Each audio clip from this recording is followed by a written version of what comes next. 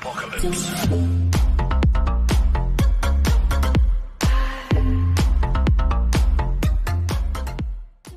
warahmatullahi wabarakatuh. Halo, apa kabar semuanya? Ketemu lagi barengan gua Andri Turis, Power Up Cocok Saling, yang pasti bakal mereaksi video yang amazing. Untuk kesempatan kali ini seperti biasa gua bakal mereaction video yang sangat luar biasa banget. Ini adalah salah satu sejarah yang mesti kita ketahui, yaitu adalah kisah kewalian dan karamah Syekh Abdul Muhyi Pamijahan.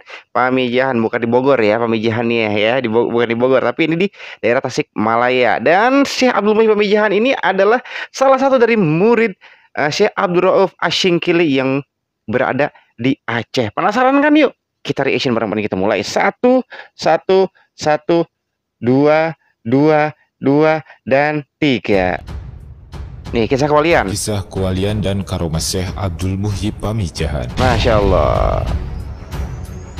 Ini dari channelnya Bujang Gotri ya. Langsung di subscribe aja channelnya Bujang Gotri. Kita saling mensupport channel-channel yang seperti ini. Oke, apa ini? Cerita dari sebuah sejarah atau legenda memiliki versi dan sumber yang berbeda. Hanya si pelaku itu sendiri sumber kebenaran dari sebuah kisah. Oke, Masya Allah ya. Nih, Tasikmalaya. Di Kabupaten Tasikmalaya, tepatnya di Desa Pamijahan, Kecamatan Bantar Kalong, terdapat makam seorang ulama yang konon sebagai penyebar agama Islam di Tasikmalaya. Masya Allah. Makam tersebut banyak diziarahi masyarakat dari berbagai kota hingga saat ini. Tempat tersebut yakni... Nah, tadi dulu, ini kita berbicara tentang masalah berziarah ya. Kita berziarah datang ke makam itu, makam-makam wali Allah ataupun makam-makam kiai dan lain sebagainya, itu nggak jadi masalah. Kita panjatkan doa ya. Jangan sampai kita meminta-minta terhadap makam. Ingat, jangan sampai kita meminta-minta terhadap makam. Apalagi datang ke makam itu ngebakar lidi, terus juga ngasih rokok dan lain sebagainya. Jangan ya kayak gitu, udah musyrik ya. Kalau datang kita ke tempat makam nih, contohnya seperti wali-wali seperti ini, wali-wali Allah, yaitu kita berdoa, menjadi masalah ya. Tapi jangan, sekali lagi, jangan pernah meminta-minta kepada selain Allah, apalagi minta kepada kuburan, itu udah musyrik ya. Makam Syekh Abdul Muhyi Pamijahan. Nah, Masya Allah. Dari berbagai sumber literasi, sejarah penyebaran Islam oleh Syekh Abdul Muhyi di Tasikmalaya bermula saat ia berusia 27 tahun. Wow, 27 tahun. Pada awalnya Syekh Abdul Muhyi beserta temannya dibawa oleh gurunya yakni Syekh Abdul Rauf bin Abdul Jabbar untuk menunaikan ibadah haji ke Tanah Suci. Masya Allah. Saat di Baitullah, gurunya mendapat ilham yang menyebut bahwa salah satu santrinya ada yang akan mendapatkan pangkat kewalian. Masya Allah. Dalam ilham itu dinyatakan apabila sudah tampak tanda-tanda, maka Syekh Abdul Rauf harus menyuruh santrinya itu pulang dan mencari gua di Jawa bagian barat untuk bermukim di sana. Masya Allah. Di suatu saat sekitar waktu asar, di Masjidil Haram tiba-tiba ada cahaya yang langsung menuju Syekh Abdul Muhyi, dan hal itu diketahui oleh gurunya sebagai tanda-tanda kewalian tersebut. Masya Allah. Setelah kejadian itu, Syekh Abdul Rauf langsung membawa mereka pulang ke Kuala atau Aceh saat ini pada tahun 1677 Masehi.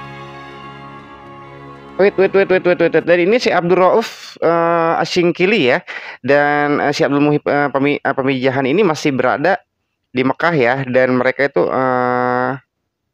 Syekh Abdul Rauf itu sudah melihat tanda-tanda kewalian dari Syekh Abdul Muhyi ya, karena cahaya yang turun langsung waktu di Masjidil Haram ya, jadinya langsung pulang dia ke Singkil ya, dan mungkin meminta Syekh Abdul Muhyi Pamijahan untuk mencari goa yang ada di daerah barat atau di Jawa Barat. Ini menarik.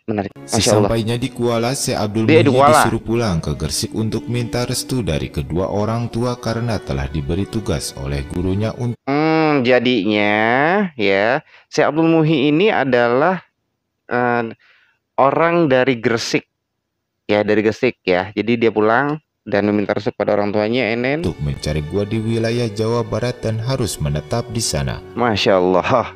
Dan di sini ternyata sebelum berangkat mencari gua, Syekh Abdul Muhyi dinikahkan oleh orang tuanya dengan Ayu Bakta, putri dari Sembah Dalem Saca Parana. Masya Allah. Tak lama setelah pernikahan, beliau bersama istrinya berangkat ke arah barat dan sampailah di daerah yang bernama Dharma Kuningan. Atas permintaan penduduk setempat, Syekh Abdul Muhyi menetap di Dharma Kuningan selama 7 tahun terhitung dari tahun 1678 Masehi hingga 1685 Masehi. Kabar tentang menetapnya Syekh Abdul Muhyi di Kuningan terdengar oleh orang tuanya dan mereka pun menyusul serta ikut menetap di sana. Masya Allah, jadi satu keluarga ya menyusul. Menurut petunjuk dari gurunya, gua yang dicari akan ditemukan jika di suatu tempat ditanami benih padi, maka hasilnya akan tetap sebenih, yang artinya hasil panen tidak akan bertambah sesuai dengan benih yang ditanam. Syekh Abdul Muhyi berusaha mencari gua yang diperintahkan oleh gurunya itu dengan mencoba beberapa kali menanam padi di wilayah Kuningan. Masya Allah. Namun ternyata ia gagal karena hasil panennya malah melimpah. Karena tidak menemukan tanda-tanda gua yang dicari, Syekh Abdul Muhyi bersama keluarga berpamitan kepada penduduk desa Dharma di Kuningan untuk melanjutkan perjalanan mencari gua yang selama ini ia cari. Oke. Nah di sini gue ambil kesimpulan. Ya, Syekh Abdul Muhyi beserta istri dan keluarganya itu menetap di Kuningan ya dari tahun 1678 sampai 1985 ya. Dan ternyata secara singkat dia gagal untuk mencari gua dan di akhirnya dia berpamitan kepada warga Kuningan untuk mencari gua berikutnya gitu kan, yang sudah diisyaratkan oleh gurunya. Setelah menempuh perjalanan yang cukup panjang, sampailah ia di daerah Pamengpek yang termasuk wilayah Kabupaten Garut saat ini. Pamengpek, di sini Garut. Beliau bermukim selama 1 tahun antara tahun 1685 sampai 1686 Masehi. Di sini Syekh Abdul Muhyi menyebarkan agama Islam secara hati-hati mengingat penduduk setempat waktu itu masih beragama Hindu. Ya, Pamengpek dulu Hindu. Setahun kemudian ayahandanya meninggal dan dimakamkan di kampung Duku di tepi kali Cikaengan. Beberapa hari seusai pemakaman ayahanda, ia melanjutkan perjalanan mencari gua dan sempat bermukim di Batuwangi. Perjalanan dilanjutkan dari Batuwangi hingga sampai Lebaksiu dan bermukim di sana selama 4 tahun. Walaupun di Lebaksiu tidak menemukan gua yang dicari, ia tidak putus asa dan tetap melangkahkan kakinya ke sebelah timur dari Lebaksiu, yaitu di atas gunung kampung Cilumbu. Akhirnya Syekh Abdul Muhyi turun ke lembah sambil bertafakur melihat indahnya pemandangan sambil mencoba menanam padi. Ya, dia kembali mencoba menanam padi ya. Pada suatu hari, Syekh Abdul Muhyi melihat padi yang ditanam telah menguning dan waktunya untuk dipetik. Saat dipetik terpancarlah sinar cahaya kewalian dan terlihatlah kekuasaan Allah. Masya Allah. Padi yang telah dipanen tadi ternyata hasilnya tidak lebih dan tidak kurang. Hanya mendapat sebanyak benih yang ditanam. Masya Ini Allah. sebagai tanda bahwa perjuangan mencari gua sudah. Masya Allah, Masya Allah. Dan ini contohnya gini ya, jadinya. Yang pertama tadi di daerah Kuningan, Syekh Abdul Muhyi ini mencari gua. Kata gurunya, coba deh kamu menanam padi sesuai benih yang kamu tanamkan. Ya, misalkan kamu tanamkan 10, nah jadinya 10, disitulah bakal terjadi gua. Dan ternyata selama di Kuningan itu hasil panennya itu malah melimpah ruah dan akhirnya gagal. Dan akhirnya pergi dan meninggalkan kota Kuningan. Dan dia dia pergi melanjutkan perjalanannya ke daerah asal Tasik. Ya, mungkin ya. Dan akhirnya dia menanam kembali itu padi ya dengan sesuai dengan benih dan akhirnya alhamdulillah dia menanam 10 dan akhirnya padinya itu jadi 10 dan Masya Allah. Dan kita ini sangat luar biasa banget. Sudah dekat. Nih. Untuk meyakini adanya gua di dalamnya, maka di tempat itu ditanami padi lagi. Nah, tanam Ia padi lagi. berdoa kepada Allah semoga gua yang dicari segera ditemukan. Dengan kekuasaan Allah, padi yang ditanam tadi segera tumbuh dan waktu itu juga berbuah dan menguning. Masya Lalu Allah. dipetik dan hasilnya ternyata sama, sebagaimana Masya hasil Allah. panen yang pertama. Nah, Di sanalah beliau yakin bahwa di dalam gunung itu terdapat gua. Sewaktu Syekh Abdul Muhyi berjalan ke arah timur, terdengarlah suara air terjun dan kicauan burung yang keluar dari dalam lubang. Masya Allah. Dilihatnya lubang besar itu, keadaannya sama dengan gua yang digambarkan Terus oleh merinding gurunya. Merinding. Seketika kedua tangannya diangkat memuji kebesaran Allah yang telah ditemukan gua bersejarah. Jadinya semata-mata si Abdul Muhyi ini perjalanan itu dari Aceh ke Tasikmalaya ini di Kecamatan Pamijahan ini nggak langsung ya, nggak langsung serta-merta dia mendapatkan gua tersebut, tetapi sang guru itu memberikan clue ya. Sekali lagi nih, memberikan clue ya. Clue-nya itu adalah, coba kalau misalkan kamu merasakan di daerah tersebut ada gua, kamu tanam padi sejumlah yang kamu tanam. Apabila panennya tersebut sama, berarti disitulah letak posisinya gua tersebut. Dan ternyata yang terjadi ini di daerah Tasikmalaya ini ya, bukan hanya sekali, tapi 2 kali untuk meyakinkan benar atau tidak nih daerah sini ada guhanya gitu.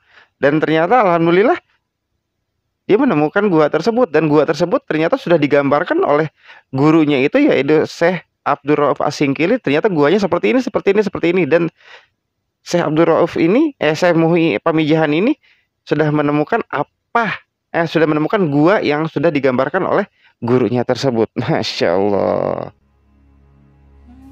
Konon di gua tersebut pada zaman Sama dahulu gambarnya. Syekh Abdul Qadir Al-Jailani menerima ijazah ilmu agama dari gurunya yang bernama Syekh Abdul Imam Qadir. Sanusi. Masya Gua Allah. yang sekarang dikenal dengan nama Gua Pamijahan adalah warisan dari Syekh Wah. Abdul Qadir Jailani yang hidup Masya kurang Allah. lebih 200 tahun sebelum Syekh Abdul Muhyi. Gua Jadinya ini terletak di antara kaki Gunung Mujarot.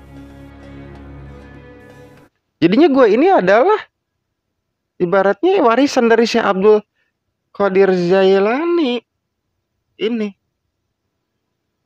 udah lebih dari 200 tahun dan berada di kaki Gunung Mujarot. Masya Allah. Masya Allah. Masya Allah. Sejak gua Merinding, ditemukan, serius. Syekh Abdul Muhyi bersama keluarga beserta santri-santrinya bermukim di sana. Di samping mendidik santri-santrinya dengan ilmu agama, beliau juga menempuh jalan tarekat. Masya Allah. Dalam menyebarkan agama Islam, Syekh Abdul Muhyi menggunakan metode tarekat Nabawiyah, yaitu dengan akhlak yang luhur disertai tauladan yang baik. Nah, ini akhlak nih. Salah satu contoh metode beliau dalam mengislamkan seseorang adalah sewaktu beliau melihat seorang yang sedang memancing ikan. Namun orang itu kelihatan sedih karena tidak mendapatkan seekor ikan pun.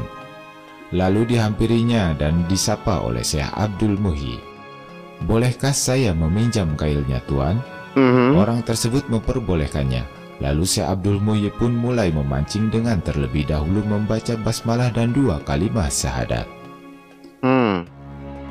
Ajaibnya, setiap kail yang dilemparkan ke dalam air, Masya Allah. ikan selalu Masya Allah. menghampiri dan Ini- memakan umpannya. Masya Allah. Tidak lama kemudian ikan yang didapat sangat banyak sekali sampai membuat orang tersebut keheranan dan bertanya kepada Syekh Abdul Muhyi, Masya Allah.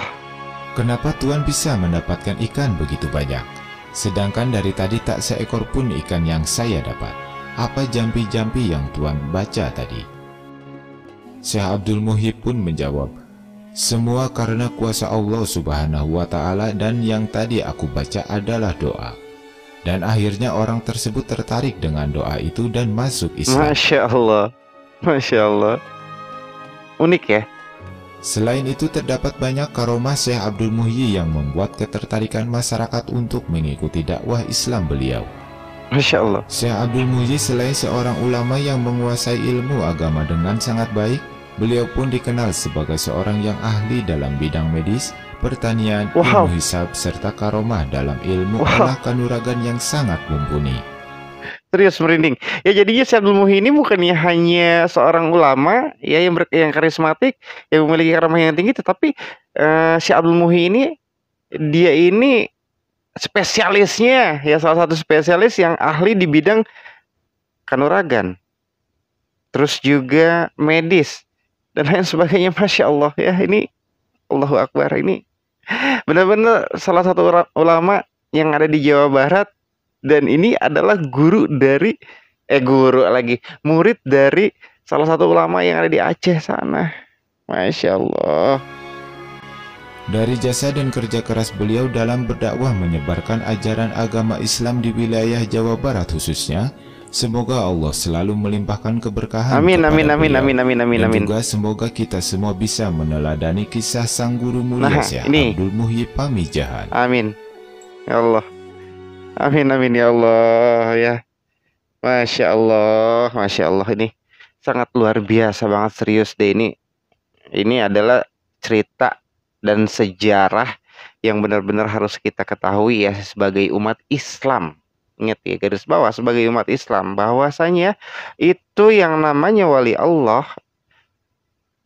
ada di seluruh Nusantara. Dan kalian juga sebagai umat Islam harus mengetahui di mana pertama kali agama Islam itu masuk ke Nusantara. Di mana ya? Di mana? Di kota apa? Kalian harus mengetahuinya. Jangan cuma kita mengetahui agama gue Islam, orang tua gue Islam, kakek nenek gue Islam, gue keturunan Islam. Tetapi kita harus mengetahui juga ya Islam itu awalnya datangnya dari mana. Ya.